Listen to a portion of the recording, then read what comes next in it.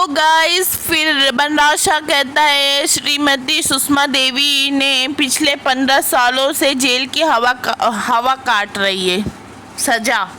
तो बनराज शाह कहता है अपनी पति की हत्या के जुल्म में पिछले 15 सालों से अपनी जेल में सजा काट रही है ना तपिश। तो बेचारा क्या बोलेगा तपिश, और बेचारा खड़ा है तो सब उसी को गलत समझ रहे, उसकी बात कोई सुनने को तैयार ही नहीं। तो वैसे तपिश से कहता है कि बोल ये सच है कि नहीं। तो तपिश ये कहता है कि ये सब इल्ज़ाम झूठा है, ये सच और कोई बात है, सच दूसरी बात है। ओ पहले मेरी बात तो सुनो।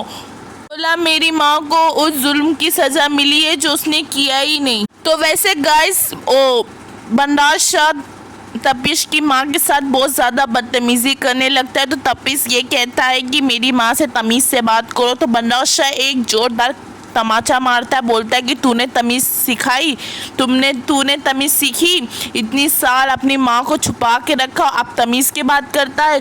खूब मारा मारी हो जाती है गाइस, बहुत ज़्यादा तोसू को मारता है, एकदम लपेट लपेट के गिरा के। तो अनुपमा टीटू का हाथ पकड़ के डिम्पी के पास लेके जाती है, बोलती है डिम्पी बेटा पूछ इससे कि पूरा सच क्या है, सच बोलो।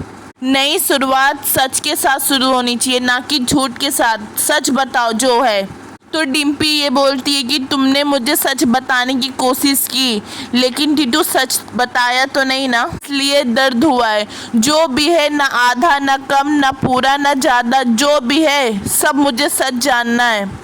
वैसे टीटू बोलता है कि मेरे पापा ना अच्छे पति थे, ना अच्छे पिता थे, ना अच्छे इंसान थे। रोज शराब पीकर मेरी माँ को मारते थे, पीटते थे। वो बेचारी चुपचाप सब कुछ सहन कर लेती थी। एक बार मैं जब स्कूल से आता था तो देखता था मेरी माँ को चोटी लगी रहती थी। एक दिन पापा बहुत नशे में थे, उन्होंने मुझे शराब के अड्डे पे जाने को कहा तो मेरी माँ बोली कि मेरा बेटा कहीं नहीं जाएगा। तो वैसे पापा को बहुत गुस्सा आया तो उन्होंने मम्मी को मारना शुरू कर दिया और साथ में मुझे भी खूब मारा। मैं बहुत छोटा था, मुझे समझ में नहीं आ रहा था कि मैं क्या करूं, मगर पापा ने मुझे खूब मारा। तो मुझे कुछ समझ में नहीं आ रहा तो मम्मी मुझे बचाने की बहुत कोशिश कर, तो मेरे पापा ने चाकू उठा लिया मुझे मारने के लिए आगे बढ़े। तो मुझे ऐसा लगा कि आज मैं नहीं बचूंगा, पर कुछ देर के बाद पापा नीचे गिर गए तो मैं देखा कि मम्मी के हाथ में खून से सना हुआ सिलबट्टा था।